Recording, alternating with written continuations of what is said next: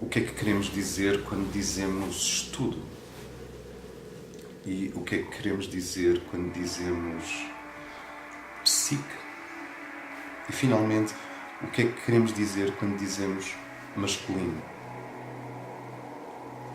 Estudar ilumina as zonas negras e as zonas mortas de incomunicação entre grupos e entre pessoas e entre ideologias e mentalidades e culturas. Estudar aproxima, ilumina zonas estéreis ou zonas que estão em ângulos cegos, ou zonas de risco, ou zonas onde se acumula a indiferença, ou a preguiça, ou a negligência. Estudar é a respiração natural do ser cognitivo que nós somos. Nós temos pulmões para respirar ar e somos seres tremendamente cognitivos. Nós respiramos conhecimento como seres cognitivos. Estudar a psique é um movimento inverso. Não se trata de estudar o mundo objetivo, não se trata de estudar o mundo que nos é entregue através dos sentidos, mas trata-se de estudar aquele que está por trás dos 5 sentidos, que somos nós, e que recebe esse impulso dos 5 sentidos, mas também recebe uma tremenda quantidade de informação por dentro e uma tremenda quantidade de força e de carga e de movimento e de dinamismo de dentro para fora. O mundo reflete a nossa psique como um espelho, mas a diferença é que eu não posso mudar o mundo fora de mim, porque ele é um hiperobjeto e é imenso. E para onde é que tu vais começar? Mas eu posso mudar o mundo em mim. Isto é, eu posso mudar o que o mundo faz à minha psique e eu posso mudar o que a minha psique faz ao mundo dentro de mim e depois devolver essa, vamos dizer, essa organização e essa visão de ordem, devolvê-la ao mundo. Então, eu não posso mudar o mundo, mas posso mudar o mundo em mim. E essa é a razão pela qual é importante estudar a psique, porque é na psique que o mundo muda em mim. O que significa que estudar a psique masculina é começar a lançar luz sobre o mundo à nossa volta. Porque o mundo à nossa volta está impregnado de energia psíquica masculina. Está impregnado de atos, decisões, escolhas, pensamentos que têm como raiz a masculinidade. O mundo à nossa volta também está impregnado, saturado de decisões e atos e ideias e pensamentos e opções e escolhas que não estão ancorados nem na psique masculina nem na psique feminina.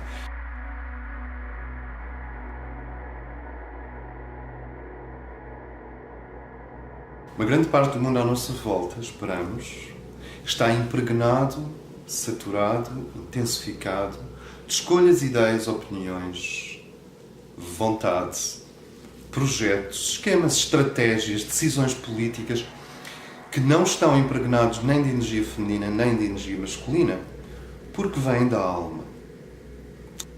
Ao mesmo tempo que os homens têm regiões em que calmamente, serenamente, entre aspas, põe a sua vida em risco pelos outros, tem zonas de um egoísmo e de um narcisismo e de uma crueldade e de uma indiferença em relação à dor igualmente espantosos. E isto frequentemente na mesma pessoa. Frequentemente no mesmo ser. E é muito interessante porque ao lado, se fosse uma bomba de gasolina, ao lado de um livro de autoajuda para mulheres, está um livro sobre automóveis impensavelmente caros. Está uma revista sobre automóveis que ninguém pode comprar. Então vocês têm aqui um exemplo de como o estudo da psique feminina já chegou à bomba de gasolina. Tu podes comprar um livro sobre a psique feminina em bombas de gasolina. Mas sobre a psique masculina não consta. O que tu podes é comprar a superfície da masculinidade, neste caso automóveis impensavelmente caros e impensavelmente potentes. Isto dá-nos bem a noção de como estão as coisas.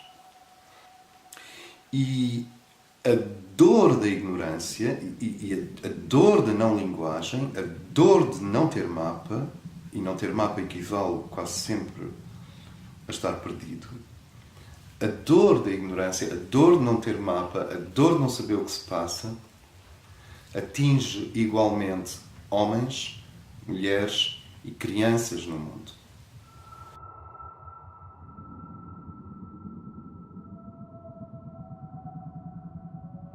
Como eu estava a dizer há pouco, há dois tipos de estrutura. Há a estrutura que é biológica e que vem de fora. E quando digo vem de fora é no sentido em que vem da natureza. E que é imposta. E só pode ser tornada maleável com aquilo que se chama tradicionalmente o fogo. E o que os rituais de passagem masculinos fazem é libertar esse fogo para que o homem consiga estabilizar-se no novo planalto. E como nós vamos ver ao longo destes encontros, os homens não mudam se não for através de poderosos rituais.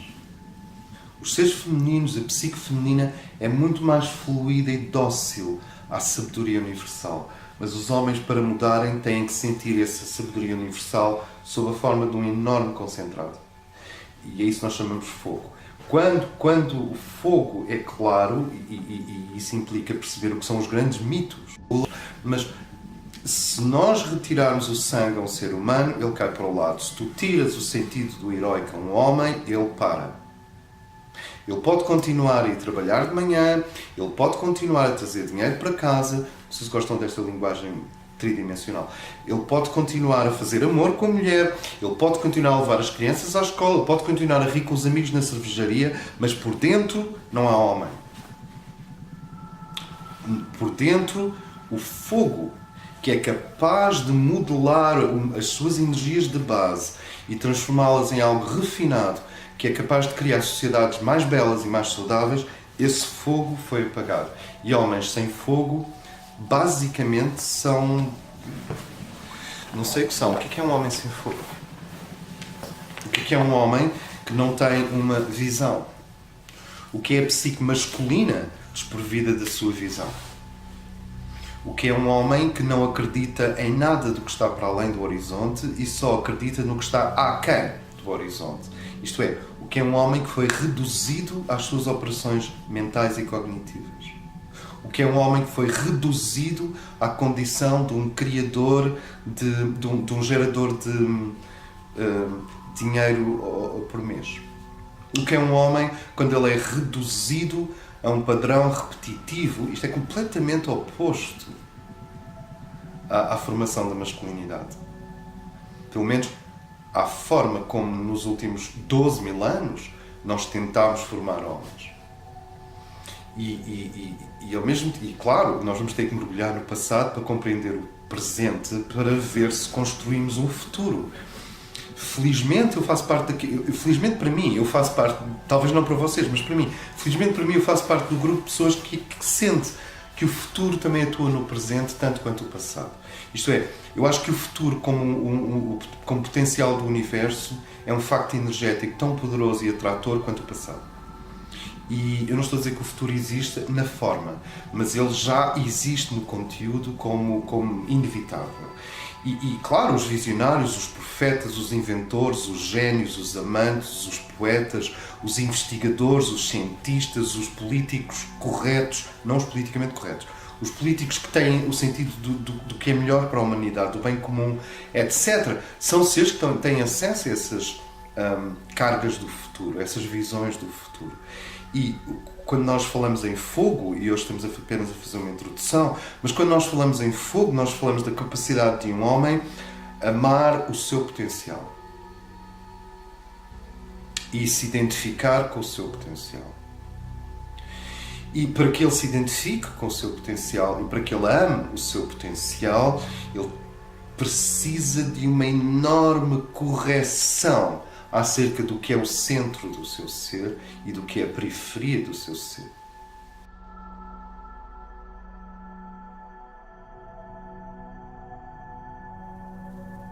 Porque o que se passa com a psique masculina e o que se passa com os estudos masculinos em geral é porque, como há muita negatividade em torno da ideia de homem neste momento, e os homens sentem isso profundamente, e isso consome uma parte da sua ousadia, uma parte da sua autonomia, uma parte da sua alegria de viver e uma parte da sua força, porque eles sentem que a masculinidade e a masculinidade tóxica levou o planeta ao ponto em que ele se encontra. Aparentemente, e mais que aparentemente, não foram as mulheres que destruíram a Amazónia, foram decisões feitas por homens em gabinetes, e grande parte deles são homens e mulheres, mas altamente afetados por estruturas patriarcais, estruturas patriarcais cuja origem nós não conhecemos completamente. Nós não sabemos se foram os homens que inventaram as estruturas patriarcais. Nós vemos imensas estruturas patriarcais na natureza. Nós vemos imensas hierarquias de poder na natureza. Portanto, eu não sei se o problema, como nós vamos ver à medida que avançamos, se o problema do patriarcado é uma conspiração de homens contra mulheres, ou se o problema do patriarcado é que o patriarcado, e há muitas mulheres que são patriarcais, assim como há homens que são matriarcais, se o problema do patriarcado, isto é, de empresas que têm imenso dinheiro e têm uma administração e são todos homens, e depois o presidente é um homem, e depois chegamos a um parlamento e é tudo homens, e os presidentes são homens, e os diretores são homens, e as maiores fortunas do mundo são homens, e quem decide que medicamentos é que vão ser feitos, ou qual é a direção da ciência, são homens, e quem discute a mobilidade e os direitos da mulher são homens. É horrível, isto tudo é patriarcado. Mas é um patriarcado cujas raízes nós não conhecemos. Não há nenhuma garantia que o patriarcado seja uma invenção masculina.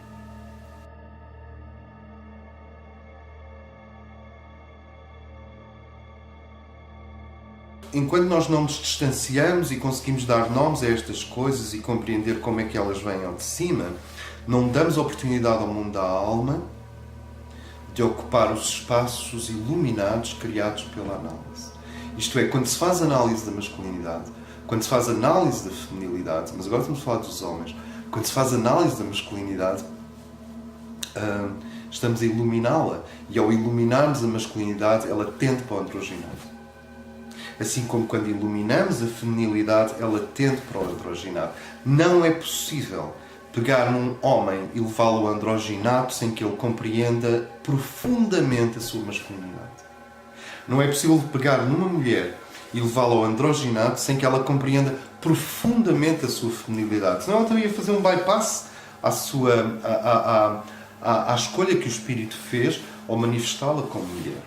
E ele estaria fazendo um bypass à escolha que o espírito dele fez ao manifestá-lo como um homem.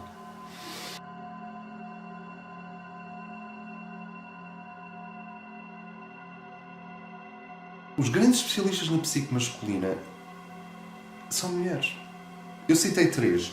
Marie-Louise von Franz é um indivíduo que estudou seriamente o fenómeno Peter Pan e a recusa de jovens rapazes em crescer.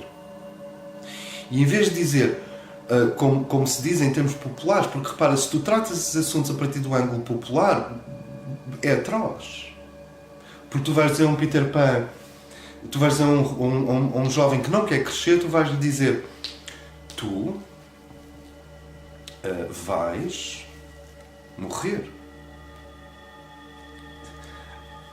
A vida não é um mar de rosas.